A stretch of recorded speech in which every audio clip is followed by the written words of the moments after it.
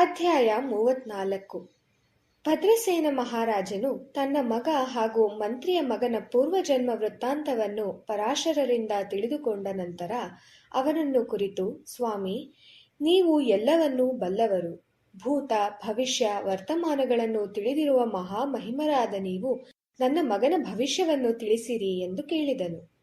ಆಗ ಅವರು, ಹೇ ರಾಜನೇ, ನಿನ್ನ ಮಗನ ಆಯುಷ್ಯವು ಇನ್ನು 7 ದಿನಗಳು ಮಾತ್ರ. 8ನೆಯ ದಿನವೇ ಅವನು ಮೃತ್ಯುವಿನ ದವಡೆಗೆ ಸಿಲುಕುವನು ಎಂದು ಹೇಳಿದರು. ರಾಜನ ದುಃಖವನ್ನು ಕಂಡು ಪರಾಶರರು, ರಾಜನೇ, ದುಃಖಿಸಿ ಪ್ರಯೋಜನವೇನು? ನೀನು ಶಿವನ ನಾಮಸ್ಮರಣೆಯನ್ನು ಮಾಡು. ಶಂಕರನ ಕೃಪೆಯಿಂದ ನಿನ್ನ ಮಗನ ಅಪಮೃತ್ಯುವು ದೂರವಾಗುವ ಸಾಧ್ಯತೆಗಳಿವೆ ಎಂದು ನುಡಿದರು. ರಾಜನಿಗೆ ಆಶ್ಚರ್ಯವಾಯಿತು. ಸ್ವಾಮಿ, ಶಿವನ ನಾಮಸ್ಮರಣೆಯಿಂದ ಅಪಮೃತ್ಯು ನಿವಾರಣೆಯಾಗುವುದೇ? ದಯಮಾಡಿ ವಿವರವಾಗಿ ತಿಳಿಸಿ ಎಂದು ಪ್ರಾರ್ಥಿಸಿದನು. ಆಗ ಪರಾಶರರು ರುದ್ರಾಧ್ಯಾಯದ ಮಹಿಮೆಯನ್ನು ರಾಜನಿಗೆ ವಿವರಿಸಿ ಹೇಳಿದರು. ಬ್ರಹ್ಮದೇವನು ವಿಷ್ಣುವಿನ ನಾಭಿ ಕಮಲದಿಂದ ಹೊರಬಂದವನು ಜಗತ್ತನ್ನು ಸೃಷ್ಟಿಸಿ ಚತುರ್ವೇದ ಉಪನಿಷತ್ತುಗಳನ್ನು ಉಚ್ಚಾರ ಮಾಡಿದನು. ಉಪನಿಷತ್ತುಗಳಲ್ಲಿ ಯಜುರ್ವೇದದಲ್ಲಿ ಬರುವ ರುದ್ರಾಧ್ಯಾಯವನ್ನು ಮಾತ್ರ ಬ್ರಹ್ಮನು ತನ್ನಲ್ಲಿಟ್ಟುಕೊಂಡು ನಂತರ ಅದನ್ನು ದೇವರ್ಷಿ ಮರೀಚಿ, ಅತ್ರಿ ಮುಂತಾದವರಿಗೆ ಬೋಧಿಸಿದನು. ಪರಿಣಾಮವಾಗಿ ಆ ದೇವರ್ಷಿಗಳ ಶಿಷ್ಯ ಪರಂಪರೆಯ ಮೂಲಕ ಅದು ಭೂಮಿಯಲ್ಲಿ ಹರಡಿತು. ಭೂಲೋಕದಲ್ಲಿ ಜನರು ರುದ್ರಾಧ್ಯಾಯದ ಮಹಿಮೆಯಿಂದ ಮಹಾಪಾತಕಗಳಿಂದಲೂ ವಿಮುಕ್ತಿ ಪಡೆದು ಧನ್ಯರಾದರು.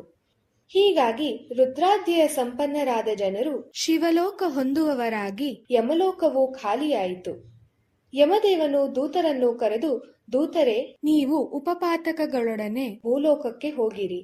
ಅಲ್ಲಿನ ಜನರಲ್ಲಿ ಪಾಪ ಮಾರ್ಗವನ್ನು ಬಿತ್ತಿರಿ. ಆಗ ಪಾಪಕಾರ್ಯ ಮಾಡಿದ ಜನರು ನರಕಕ್ಕೆ ಬರುವಂತೆ ಆಗುವುದು ಎಂದು ಹೇಳಿ ದೂತರನ್ನು ಆಶೀರ್ವದಿಸಿ ಕಳಿಸಿಕೊಟ್ಟನು. ಯಮದೂತರು ಉಪಪಾತಕಗಳೊಡನೆ ಭೂಲೋಕಕ್ಕೆ ಬಂದರು. ಭೂಲೋಕದಲ್ಲಿ ಎಲ್ಲೆಡೆ ರುದ್ರಹೋಮ, ರುದ್ರಾಭಿಷೇಕಗಳು, ಹೀಗೆ ರುದ್ರಾನುಷ್ಠಾನವೇ ತುಂಬಿ ಹೋಗಿದ್ದವು. ಇದರಿಂದಾಗಿ ಭಯಗೊಂಡ ಪಾತಕ ಪುರುಷರು ಯಮಲೋಕಕ್ಕೆ ಓಡಿದರು. ಯಮನನ್ನು ಕುರಿತು, ದೇವ, ಭೂಲೋಕದ ತಂಟೆ ನಮಗೆ ಬೇಡ. ಏಕೆಂದರೆ ಭೂಲೋಕದಲ್ಲಿ ನಡೆಯುತ್ತಿರುವ ರುದ್ರಾಧ್ಯಯನ ಅನುಷ್ಠಾನಗಳು ನಮ್ಮನ್ನು ಹತ್ತಿರವೂ ಸೇರಿಸುತ್ತಿಲ್ಲ. ಅವು ನಮ್ಮನ್ನು ಸುಡುತ್ತವೆ. ಅವೇ ನಮಗೆ ವಿಷವಾಗಿ ಪರಿಣಮಿಸಿದೆ ಎಂದು ಹೇಳಿದಾಗ ಯಮನು ಚಿಂತೆಗೊಳಗಾದನು. ಯಮನು ಬ್ರಹ್ಮದೇವನನ್ನು ಕುರಿತು, ಹೇ ಬ್ರಹ್ಮದೇವ, ಭೂಲೋಕದಲ್ಲಿ ನಡೆಯುತ್ತಿರುವ ಅನುಷ್ಠಾನದಿಂದಾಗಿ ಜನರು ಪುಣ್ಯ ಸಂಪಾದನೆ ಮಾಡಿ ಪಾಪಿಷ್ಠರು ಇಲ್ಲದಂತಾಗಿ ನರಕವು ಖಾಲಿಯಾಗಿದೆ. ನಮ್ಮ ಲೋಕದ ಗತಿಯೇನು ಎಂದು ಕೇಳಿದನು. ಬ್ರಹ್ಮದೇವನು, ಹೇ ಯಮರಾಜ, ಭೂಲೋಕದಲ್ಲಿ ರುದ್ರಾನುಷ್ಠಾನವನ್ನು ಮಾಡುವ ಅನೇಕ ಜನರಿದ್ದಾರೆ. ಆದರೆ ಅವರಲ್ಲಿ ಎಷ್ಟು ಜನರು ಸತ್ಯವಂತರು ಎಂಬುದು ಮಾತ್ರ ನಾವು ತಿಳಿಯಬೇಕು.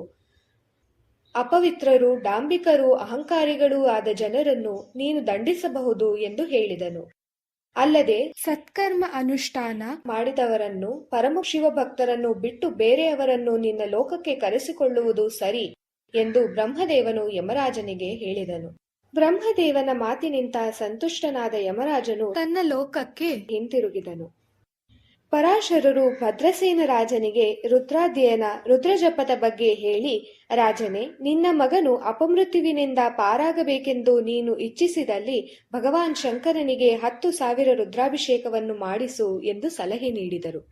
ಸಪ್ತಾಹ ಪರ್ಯಂತ ರುದ್ರಾಭಿಷೇಕವು ನಿರ್ವಿಘ್ನವಾಗಿ ನಡೆದಿರಲು 8ನೆಯ ದಿನ ಭದ್ರಸೇನನ ಪುತ್ರ ಮೃತನಾದನು. ಆ ಕೂಡಲೇ ಪರಾಶರರು ಮೃತನಾದ ರಾಜಪುತ್ರನ ಮೇಲೆ ತೀರ್ಥವನ್ನು ಪ್ರೋಕ್ಷಿಸಿದರು. ಆಗ ಅದ್ಭುತವೊಂದು ನಡೆಯಿತು.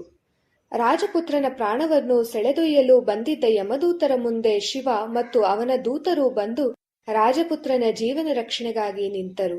ಇದರಿಂದ ಹೆದರಿದ ಯಮದೂತರು ಅಲ್ಲಿಂದ ಪರಾರಿಯಾದರು. ಇದನ್ನು ಕಂಡ ಭದ್ರಸೇನನಿಗೆ ಅತ್ಯಂತ ಸಂತೋಷವಾಯಿತು. ರಾಜನು ಪರಾಶರರ ನೇತೃತ್ವದಲ್ಲಿ ಬ್ರಾಹ್ಮಣ ಪೂಜೆಯನ್ನು ಮಾಡಿ ಸಂತರ್ಪಣೆಯನ್ನು ಮಾಡಿಸಿದನು. ಇದೇ ಸಂದರ್ಭದಲ್ಲಿ ನಾರದ ಮಹರ್ಷಿಗಳು ಆಗಮಿಸಿದರು. ರಾಜನು ನಾರದರನ್ನು ಆದರದಿಂದ ಆಹ್ವಾನಿಸಿ ಸತ್ಕರಿಸಿದನು. ನಂತರ ನಾರದರನ್ನು ಕುರಿತು, ಪೂಜ್ಯರೇ, ವಿಶೇಷ ವಾರ್ತೆಯೇನಾದರೂ ಇದೆಯೇ ಎಂದು ಕೇಳಿದಾಗ ನಾರದರು, ರಾಜನ್, ನಾನು ಶಿವಶಂಕರನ ದರ್ಶನಾರ್ಥವಾಗಿ ಕೈಲಾಸಕ್ಕೆ ಹೋಗಿದ್ದೆನು. ದಾರಿಯಲ್ಲಿ ನಿನ್ನ ಮಗನ ವಿಷಯವಾಗಿ ಯಮದೂತರಿಗೂ ಶಿವದೂತರಿಗೂ ಯುದ್ಧವೇ ನಡೆಯಿತು. ಆದರೆ ಯಮದೂತರು ಸೋತು ಓಡಿದರು. ಸೋತ ಯಮದೂತರು ಯಮನಲ್ಲಿ ಹೋಗಿ ನಡೆದ ವಿಷಯವನ್ನೆಲ್ಲ ಅರುಹಿದರು. ಕೋಪಗೊಂಡ ಯಮನು ಶಿವಗಣಗಳಿಗೆ ಅಧಿಪತಿಯಾದ ವೀರಭದ್ರನಲ್ಲಿಗೆ ಹೋಗಿ ತನ್ನ ದೂತರಿಗಾದ ಅವಸ್ಥೆಯನ್ನು ತಿಳಿಸಿದನು. ವೀರಭದ್ರನು, ಯಮರಾಜ, ಆ ರಾಜಪುತ್ರನ ಆಯುಷ್ಯವು ಇನ್ನೂ ಮುಗಿದಿಲ್ಲ. ಹಾಗಿರುವಾಗ ನಿನ್ನ ದೂತರು ಅವನನ್ನು ಸೆಳೆದು ತರುವುದು ನ್ಯಾಯವೇ ಎಂದು ಕೇಳಿದನು.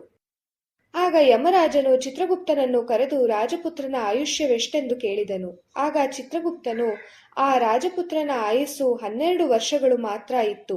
ಆದರೆ 10,000 ರುದ್ರಾಭಿಷೇಕವನ್ನು ಮಾಡಿಸಿದ್ದರಿಂದ ಆತನಿಗೀಗ 10,001 ವರ್ಷದಷ್ಟು ಆಯಸ್ಸು ಇದೆ ಎಂದು ಲೆಕ್ಕವನ್ನು ನೀಡಿದಾಗ ಯಮರಾಜನು ನಿರುತ್ತರನಾದನು.